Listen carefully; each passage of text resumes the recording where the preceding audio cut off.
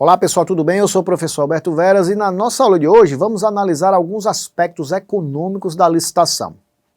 Econômicos, professor? Sim, a licitação tem muito a ver com valores e com a classificação de determinados bens. Fatores como o equilíbrio econômico-financeiro dos contratos e a inflação precisam ser considerados. Vamos começar falando de um tema central do procedimento licitatório: os valores.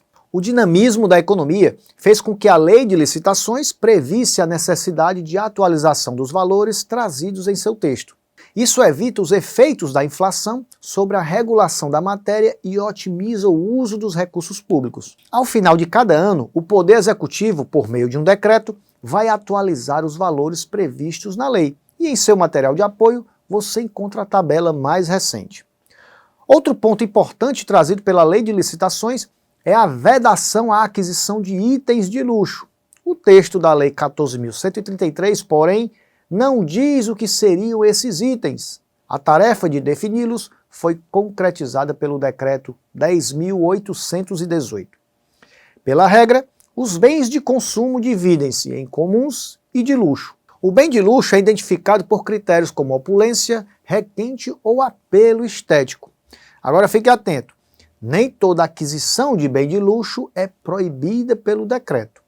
Pela norma, não será enquadrado como bem de luxo aquele que for adquirido a preço equivalente ou inferior ao preço do bem de qualidade comum de mesma natureza, ou tenha características superiores justificadas em fase da estrita atividade do órgão ou da entidade.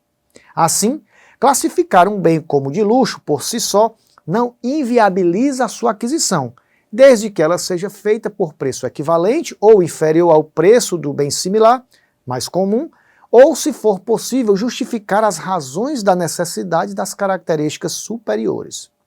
O terceiro ponto importante da legislação é a adoção da matriz de risco. Essa cláusula deve ser específica e define antecipadamente a responsabilidade pelos ônus financeiros decorrentes dos riscos que possam causar o desequilíbrio econômico após a apresentação da proposta na licitação.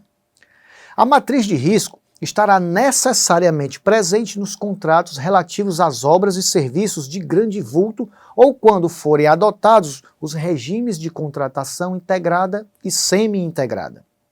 O quarto e último ponto que estudaremos trata da margem de preferência. Pode ser estabelecida na licitação uma margem de preferência que permite a contratação por um valor mais alto, desde que dentro do limite previsto. A margem é aplicável aos bens reciclados, recicláveis ou biodegradáveis e aos bens manufaturados e serviços nacionais que atendam às normas técnicas brasileiras.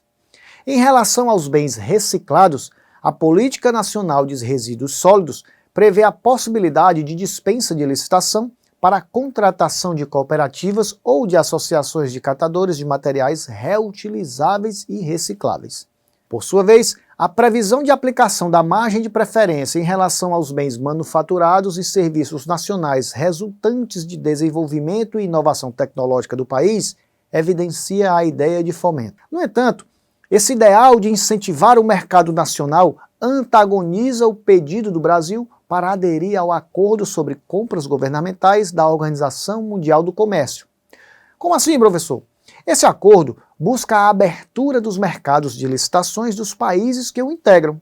A previsão da margem de preferência protetiva ao mercado nacional não se harmoniza exatamente com a ideia de tratamento isonômico a empresas nacionais e estrangeiras no setor público. Assim, ainda que a lei de licitações não necessariamente seja incompatível com o acordo, na hipótese de que o Brasil passe a integrá-lo, deverá então ocorrer uma série de ajustes. Então, fiquemos de olho. E assim encerramos aqui a nossa aula de hoje. Confira todos os detalhes em seu material de apoio disponível em sua área do aluno. Então, bons estudos e até o nosso próximo encontro.